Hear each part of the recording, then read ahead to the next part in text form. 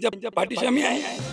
पण ते जे दादागिरीची भाषा करू लागले की तुम्ही नाही आम्हाला नोटीस दिली, त्यांनी नोटीस आणली होती, आम्ही सध्या नोटीस घेतली नाही, काय ते फत्ता ठेवला का, तर काय ते टपरी ठेवलेली आहे, क्या अतिक्रमण केलेलं आहे. 400 पूर्वी मस्जिद, 1000 वर्षापूर्वी कब्रस्तान कसं आम्ही काढणार? मध्ये त्यांच्याशी बोलणार नाही आणि ते कारवाईला आले, त्यांना आम्ही लोकशाही मार्गाने उत्तर देऊ.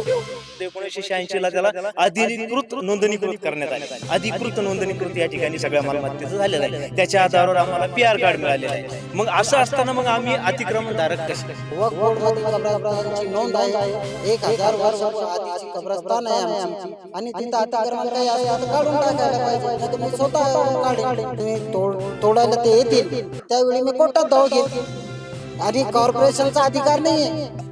समस्या समाधान एकच आहे का हर्सुल टी पॉइंट पासून समृद्धी महामार्ग 6 किलोमीटर अंतर आहे. 6 किलोमीटर अंतर शासनाने कधी इथे कधी ब्रिज बांधला तर काहीच प्रॉब्लेम येणार नाही.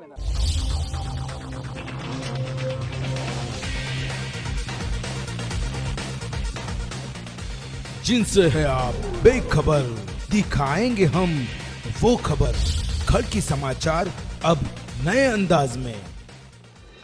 ऐतिहासिक औरंगाबाद शहराचा विकास हा सर्वात महत्त्वाचा मुद्दा आहे आणि खडकी समाचारमध्ये आपण नेहमी ऐतिहासिक वास्तूबद्दल आम्ही संवर्धनाच्या बद्दल आम्ही बोलत असतो, परंतु शहराचे 52 दरवाजे आणि ऐतिहासिक मस्जिद असो की मंदिर असो याबद्दल आम्ही आज सविस्तर बोलणार आहोत. जे हर्सुल गावामधील जी मस्जिद आहे जी 400 वर्ष पुराणी आहे याबद्दलच आम्ही सविस्तर जाणणार आहोत, आणि ऐतिहासिक वास्तूची किती संवर्धन होते आणि किती पाडण्यासाठी प्रयत्न केले जाते याबद्दल आम्ही युनुस पटेल जे इथले नगरसेवक आहे माजी आणि इथले जे नागरिक आहे यांच्याबद्दल आम्ही सविस्तर चर्चा करणार आहोत. युनुस पटेल साहेब, एवढं सांगा की ज्या मस्जिदबद्दल आपण बोलतो आहे, ऐतिहासिक वास्तू ज्याला म्हणतो आपण, ज्यामुळे औरंगाबाद शहराला जे आज संभाजीनगर बोललं जातं याला एक ऐतिहासिक हिस्टॉरिकल नाव दिलं जातं, त्याबद्दल आपण ऐकलेलं होतं, परंतु आज दिवसांदिवस एक एक वस्तू पाडण्यात येतं, याबद्दल आपण काय बोलणार आहोत? आज जे आहे हर्सुल जे परिसर आहे, ज्या आपण जिथे उभं आहे ती मस्जिद आहे. कमीत कमी अंदाजे गावामध्ये आमचे एक अहमद पटेल म्हणून माझे काका आहे, आणि गावाचे अजून प्रतिष्ठित नागरिक आहे ज्याचे वय 100 वर्ष जास्त आहे. त्यांना मी विचारलं, त्यांना बोललो हे मस्जिद आणि दर्गा किती वर्षापूर्वी आहे? कोणी सांगतो 400 वर्षापूर्वी, कोणी सांगतो 450 पूर्वी. माझ्या माहितीप्रमाणे जे मलिक अंबर होते, ज्यांनी हर्सुल गावामधून जे पंचक्कीपर्यंत आणि हिमायतबागपर्यंत जे नहर गेलेली आहे पाणीची, त्या काळामध्ये ती मस्जिद बांधलेली आहे.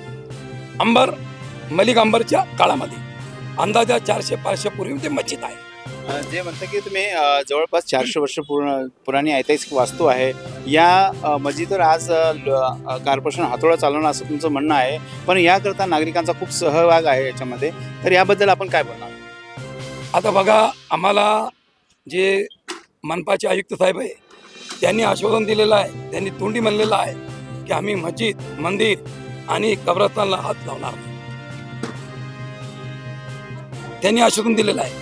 नाही, आश्वासन दिलेलं आहे हे खूपच चांगलं आहे, पण ऐतिहासिक जे नाव आपण कोरलेलं आहे, इतिहासामध्ये नाव कोरलेलं आहे शहराचं, जे ऐतिहासिक वास्तू जसं मंदिर असो की मस्जिद असो किंवा गेट असो, आणि आज ते पाडायची भाषा करतात, याबद्दल आपण काय बोलणार? नाही, विकास कमिशनर साहेब जे विकास करणार आहेत त्यांच्या पाठीशी आम्ही आहे, पण ते जे दादागिरीची भाषा करू लागले की तुम्ही नाही आम्हाला नोटीस दिली, त्यांनी नोटीस आणली होती, आम्ही सध्या नोटीस घेतली नाही. आमचे कब्रस्तानचे अध्यक्ष आहे फारुख पटेल, त्यांनी नोटीस घेतलेली आहे, त्याच्यामध्ये लिहिलेलं आहे की 7 दिवसामध्ये तुम्ही काढा. अरे काढा म्हणजे का ते काय ते फत्ता ठेवला का, तर काय ते टपरी ठेवलेली आहे, की अतिक्रमण केलेलं आहे. 400 पूर्वी मस्जिद, 1000 वर्षापूर्वी कब्रस्तान कसं आम्ही काढणार? मग ते दादागिरीची भाषा करू लागले. त्यांना जे लोकशाहीच्या पद्धतीने जे बाबासाहेब आंबेडकर साहेबांनी आम्हाला अधिकार दिलेला आहे, ते कमिटीशी बोलणार नाही. आमचे उलमा आहे शहरामध्ये, त्यांच्याशी बोलणार नाही, आणि ते कारवाईला आले, त्यांना आम्ही लोकशाही मार्गाने उत्तर देऊ. हे होते युनुस पटेल साहेब यांनी सांगितलं की 400 वर्ष जुनी जी ऐतिहासिक वास्तू आहे जी काढण्याची भाषा करत आहे, आज आपल्याला एखादा घर बांधायचं किती मशागत करावं लागतं, हे 400 पूर्वी बांधलेली आहे, या ऐतिहासिक त्यांना नावामध्ये कोरलेलं आहे. त्याबद्दल आपण आज इथले काही जुने त्यांच्याशी माहिती करूया. सर, आपलं काय म्हणणं आहे? मी सागर पटेल. माझं एकच म्हणणं आहे की आता सध्या जी मोहीम चालू आहे, तर या मोहीम अंतर्गत हा जो प्रश्न आपण जिथं उभा आहोत, ही एक ऐतिहासिक मस्जिद यासाठी आहे की नहेरे अंबर या ठिकाणाहून गेलेले आहे. अनेक त्या काळामध्ये अनेक दाखले, इतिहासाचे दाखले या ठिकाणी उपलब्ध आहे. ही एक गॅजेटेड मस्जिद आहे, म्हणजे गॅजेटमध्ये याची नोंद आहे.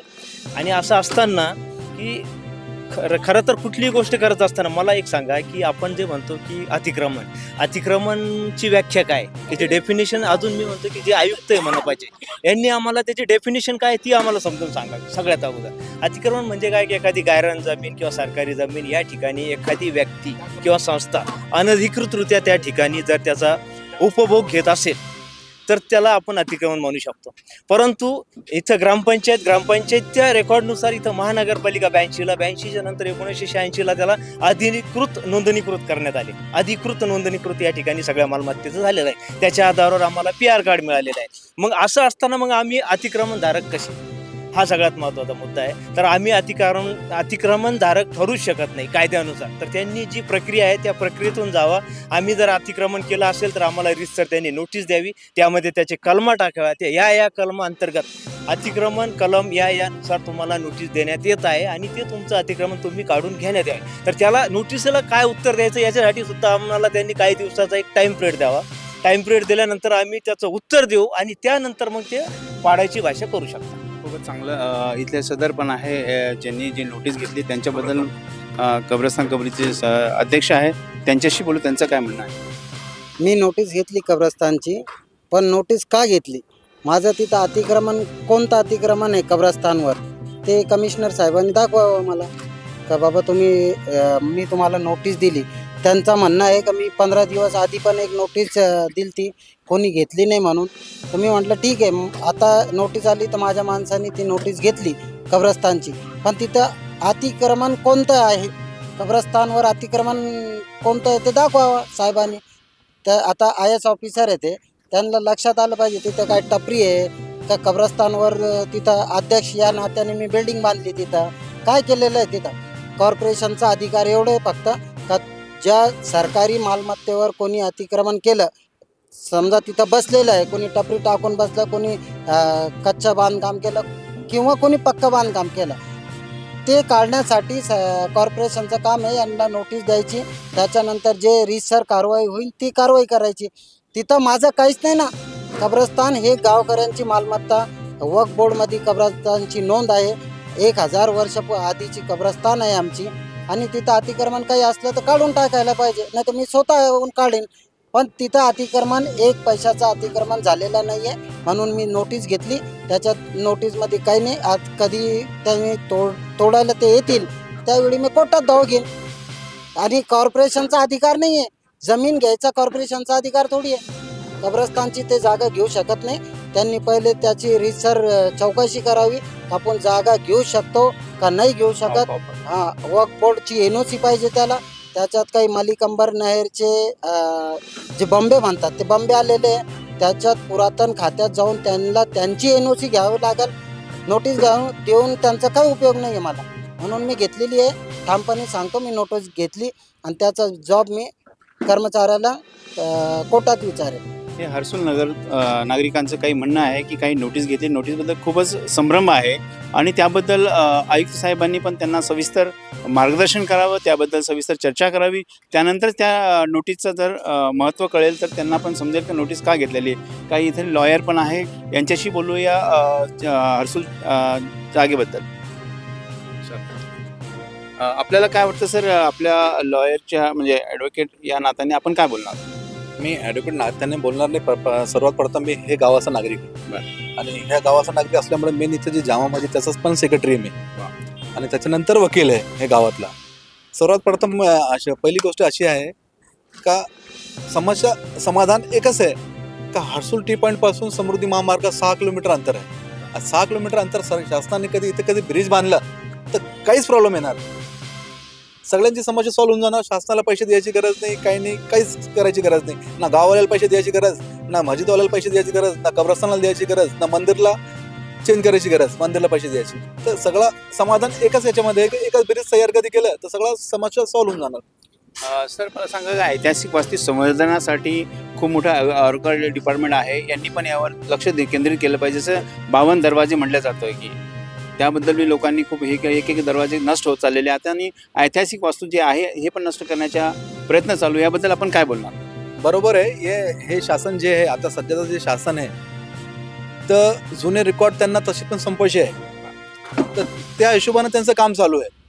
मग आतापर्यंत ही जी ऐतिहासिक मस्जिद आहे 400-450 वर्ष जुनी मस्जिद आहे, आतापर्यंत पुरातत्व विभाग इथं आला सुद्धा नाही, बघितलं सुद्धा नाही. तर मग यांची जबाबदारी नाही का?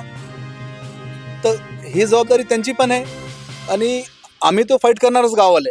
आम्ही तर त्यांच्यासाठी म्हणजे पूर्ण गाव म्हणजे इथं जे हर्सुल गाव इथंपर्यंत आजपर्यंत आमचं गाव असं आहे की इथे हिंदू मुस्लिम कधीच चालत नाही. इथं सर्व धर्म संभाव आहे या गावात. तर सगळे मिळून मस्जिद असो, मंदिर असो का बुद्धविहार असो, सगळे मिळून हे लोक आम्ही एकमेकाला सगळे लोक सोबत राहणार आहेत, सगळे एकमेकाला साथ देणार आहेत. हे होते ॲडव्होकेट हर्सुल गावामधील एक नागरिक पण आहे आणि इथले स्थानिक पण आहे. त्यांच्या वडिलांनी पण हे खूप जवळून बघितलेलं आहे आणि सर्वात महत्त्वाचा प्रश्न म्हणजे ऐतिहासिक वास्तूसाठी संवर्धनासाठी जे आर्किओलॉजी डिपार्टमेंट असतं, स्टेट असो किंवा सेंट्रल असो, यावर लाखो करोडो रुपये खर्च केला जातो. यांनी या ऐतिहासिक वास्तूवर कधीच लक्ष केंद्रित केलेलं नसून त्यांनासुद्धा याबद्दल माहिती नाही असंच म्हणावं लागेल. कारण इथले नागरिक जेव्हा सांगताय का हे ऐतिहासिक वास्तू यामुळे शहराला ऐतिहासिक दर्जा मिळालेला आहे, 52 दरवाजे, काही खिडकी असणार आहे किंवा असे मंदिर मस्जिद असणार आहे, यावर संवर्धन जे केंद्र आहे यांचे अधिकारी फक्त येऊन बसतात असंच म्हणावं लागेल.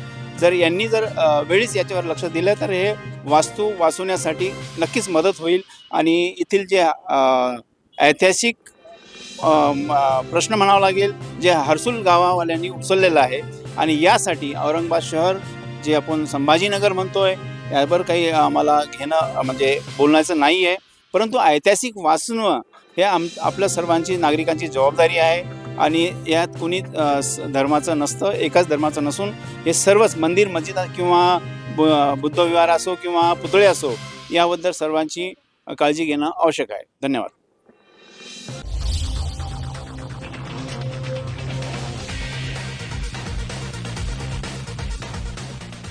जिनसे है आप बेखबर, दिखाएंगे हम वो खबर. खड़की समाचार अब नए अंदाज में.